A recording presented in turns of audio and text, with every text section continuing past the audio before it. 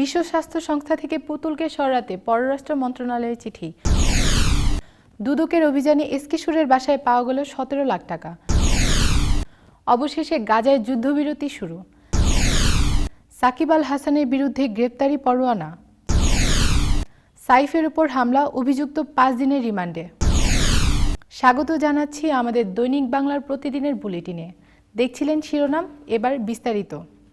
সাবেক প্রধানমন্ত্রী শেখ হাসিনার মেয়ে সাইমা ওয়াজেদ পুতুলকে বিশ্ব স্বাস্থ্য সংস্থার আঞ্চলিক পরিচালক পদ থেকে সরাতে পররাষ্ট্র মন্ত্রণালয়ে চিঠি দেওয়া হয়েছে। রবিবার দুর্নীতি দমন কমিশন থেকে চিঠি পাঠানো হয়েছে। রবিবার এক ব্রিফিংয়ে সাংবাদিকদের প্রশ্নের জবাবে দুদকের প্রতিরোধ বিভাগের মহাপরিচালক মোহাম্মদ আক্তার হোসেন বলেন, সাইমা ওয়াজেদ পুতুল দক্ষিণ পূর্ব এশিয়ার আঞ্চলিক পরিচালক হওয়ায় যোগ্যতা না থাকা সত্ত্বেও ডব্লিউএইচওর আঞ্চলিক পরিচালক পদে বসাতে সাবেক প্রধানমন্ত্রী শেখ হাসিনা তার নিজের ক্ষমতাকে অর্থনৈতিকভাবে ব্যবহার করেছেন। এই অভিযোগের প্রাথমিক তথ্য যাচাই শেষে এখন অনুসন্ধান চলছে। গত ১৫ জানুয়ারি সাইমা ওয়াজেদ পুতুলের এই বিষয়টি অনুসন্ধানের সিদ্ধান্ত নেয় দুদক। অপর এক প্রশ্নের জবাবে তিনি বলেন, সাইমা ওয়াজেদ পুতুলের বিষয়ে অনুসন্ধানকারী দল যেখানে যেখানে প্রয়োজন সেখানেই চিঠি দেবে ও প্রয়োজনীয় ব্যবস্থা নেবে। অনুসন্ধান শেষে এ বিষয়ে বিস্তারিত তথ্য দেওয়ার কথাও জানান তিনি। বাংলাদেশ ব্যাংকের সাবেক ডেপুটি গভর্নর শীতাংশু কুমার সুর চৌধুরীর বাসায় অভিযান চালিয়েছে দুর্নীতি দমন কমিশন। এ সময় দুদক কর্মকর্তারা ওই বাসা থেকে ১৭,২৫,০০০ টাকা ও কিছু কাগজপত্র উদ্ধার করেছে। রবিবার দুদক পরিচালক কাজী সাইমুজ্জামানের নেতৃত্বে এসকে সুরের ধানমন্ডির বাসায় এ অভিযান চালানো হয়। গত ১৪ জানুয়ারি উপপরিচালক নাজমুল হোসেনের নেতৃত্বে দুদকের একটি টিম তাকে গ্রেফতার করে। বর্তমানে তিনি কারাগারে রয়েছেন।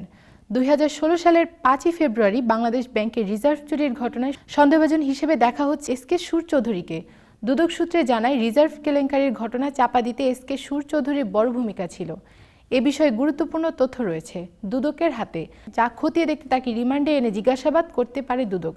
যে কারণে রিজার্ভ চুরির বিষয়ে বাংলাদেশ ব্যাংকের বর্তমান ও সাবেক শীর্ষ কর্তারা দুদকের নজরদারিতে আছেন বলেও জানা যায়। আলোচিত অর্থ পাচারকারী প্রশান্ত কুমার হালদারের আর্থিক কেলেঙ্কারিতে এসকে সুরের নাম আসে। এরপর ২০২২ সালে এসকে সুর সহ সংশ্লিষ্টদের বিরুদ্ধে অনুসন্ধান শুরু করে দুদক। ওই বছর ১৯ মার্চ এসকে সুরকে তলব করে জিজ্ঞাসাবাদও করে Dudok. International leasing and financial service limited ILFSL থেকে ২৫০০ কোটি টাকার বেশি অর্থ লুটপাটের ঘটনায় তাকে জিজ্ঞাসাবাদ করা হয়েছিল বলে জানা গেছে। এসকে সুর চৌধুরীকে ২০১৮ সালের জানুয়ারিতে ডেপুটি গভর্নরের পদ থেকে অবসরে যান। ফিলিস্তিনের গাজা উপত্যকায় কয়েক ঘন্টা বিলম্বের পর স্থানীয় সময় আজ রোববার বেলা ১১টা ১৫ বহুল প্রতীক্ষিত যুদ্ধবিরতি কার্যকর হয়েছে। যুদ্ধবিরতি চুক্তির অন্যতম মধ্যস্থতাকারী দেশ কাতার একথা নিশ্চিত করেছে। কাতারের পররাষ্ট্র মন্ত্রণালয়ের মুখপাত্র আল মাজিদ আনসারি আজ এক বিবৃতিতে ইসরায়েল ও ফিলিস্তিনের স্বাধীনতাকামী সংগঠন হামাসের মধ্যে যুদ্ধবিরতি শুরু হওয়ার তথ্য জানান। মুখপাত্র বলেন, গাজায় যুদ্ধবিরতি শুরু হওয়ার পর আজ ইসরায়েলের কাছে ৩ জিম্মিকে তুলে দেওয়া হবে। তারা ৩ জনই ইসরায়েলি নাগরিক। ৩ জিম্মির নাম প্রকাশ করেছেন হামাসের সশস্ত্র শাখা ইয়েজেদ্দিন আল কাসেম ব্রিগেডের মুখপাত্র আবু ওবেইদা। তিনি বলেন, চুক্তির শর্ত অনুযায়ী আমরা আজ ৩ জনকে মুক্তি দেওয়ার সিদ্ধান্ত নিয়েছি। তারা হলেন রমি গোনেন, এমিলি দামারি, দোরান স্ট্রেইন বিচার। এর আগে ইসরায়েলের প্রধানমন্ত্রী বেনিয়ামিন নেতানিয়াহুর কার্যালয় আজ সকাল ৩ ঘন্টা বিলম্বে যুদ্ধবিরতি কার্যকর হবে বলে ঘোষণা দেয়। গতকাল শনিবার ভোরের দিকে ইসরায়েলের জোট সরকারের মন্ত্রিসভায় গাজায় যুদ্ধবিরতি চুক্তি অনুমোদন পায়। এর আগে গত শুক্রবার ইসরায়েলের জাতীয় নিরাপত্তা বিষয়ক মন্ত্রিসভা যুদ্ধবিরতির চুক্তি অনুমোদন করে। চুক্তি অনুযায়ী গাজায় স্থানীয় সময় আজ রোববার সকাল 8:30টায় যুদ্ধবিরতির কার্যকর হওয়ার কথা ছিল, কিন্তু তা হয়নি। কয়েক ঘন্টা বিলম্বের পর তা কার্যকর হয়। ২০২৩ সালের ৭ অক্টোবর ইসরায়েলের হামলা চালায় ফিলিস্তিনি স্বাধীনতাকামী সংগঠন হামাস। এই হামলায় ১,২০০ জনের বেশি নিহত হন। জিম্মি করে গাজায় নিয়ে যাওয়া হয় ২৫০ জনের বেশি মানুষকে। তাদের মধ্যে অনেককে মুক্তি দিয়েছে হামাস। হামাসের হামলার দিন থেকে গাজায় নির্বাচনের হামলা শুরু করে ইসরায়েল। গাজা কর্তৃপক্ষের হিসেবে এই হামলা এখন পর্যন্ত ৪৬,০০০-এর বেশি ফিলিস্তিনি নিহত হয়েছেন। আহত হয়েছেন ১,১০,০০০ বেশি মানুষ। ব্যস্তচ্যুত হয়েছেন লাখো মানুষ। চেক প্রতারণার মামলায় সাবেক সংসদ সদস্য ও ক্রিকেটার সাকিব আল হাসানের বিরুদ্ধে গ্রেপ্তারি পরোয়ানা জারির আদেশ দিয়েছেন আদালত। ঢাকার চিফ মেট্রোপলিটন ম্যাজিস্ট্রেট আদালতের এডিশনাল চিফ জিয়াদুর রহমান আজ রোববার এ আদেশ দেন।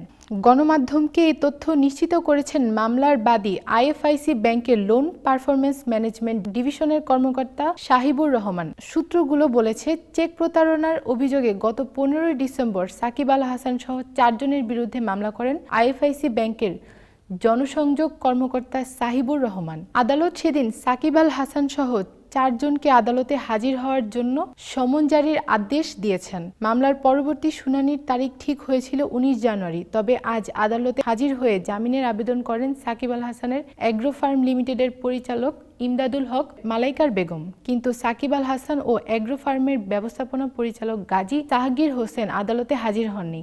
আজ বাদীপক্ষ থেকে সাকিব আল হাসান ও গাজী জাহাঙ্গীরের বিরুদ্ধে গ্রেপ্তারি পরোয়ানা জারির আবেদন করা হয়। আদালত পরে সাকিব আল হাসান ও গাজী জাহাঙ্গীর বিরুদ্ধে গ্রেপ্তারি পরোয়ানা জারির আদেশ দেন।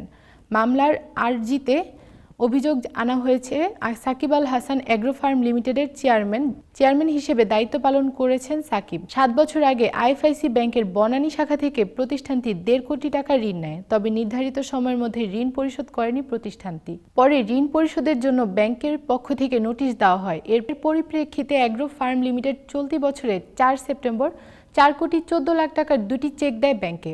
তবে অ্যাগ্রো ফার্ম লিমিটেড ব্যাংক হিসেবে পর্যাপ্ত টাকা না থাকায় চেক দুটি প্রত্যাখ্যান করা হয়। পরে টাকা পরিশোধ করার জন্য সাকিব আল হাসান অ্যাগ্রো ফার্ম লিমিটেডকে আইনি নোটিশ পাঠায় আইএফআইসি ব্যাংক।